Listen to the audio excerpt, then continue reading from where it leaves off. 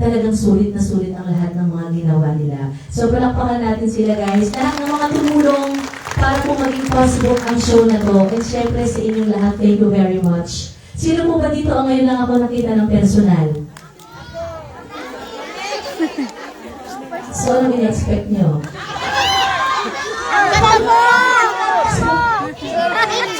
Yung mga kababayan mo, alam mo, napapasin ko, every time na nagkakaroon po ako ng show sa abroad, palaging nasa harapan, puro mga senior citizen. Ay, senior ka na doon.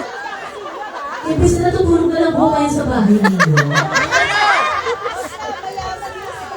Pero ang mga senior citizen na nasa harapan, yun ang mga rich friends ko.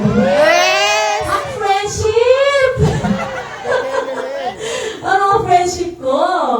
Maraming salamat po sa inyo. So this time, mga kaibigan, alam nyo, nung muling nakapunta po ako dito sa Vienna, talagang batang-bata pa ako, parang nasa 20 years old pa lang ako noon. Ngayon na nakabalik po ako ng Vienna, may mga bata na po ako kasama, 2 pa. Yes.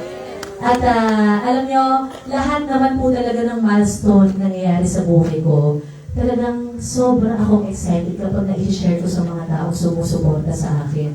May good news ako sa inyong lahat. Alam niyo po ba na next year, 2026, ay 15th year ko na sa showbiz industry. Wow!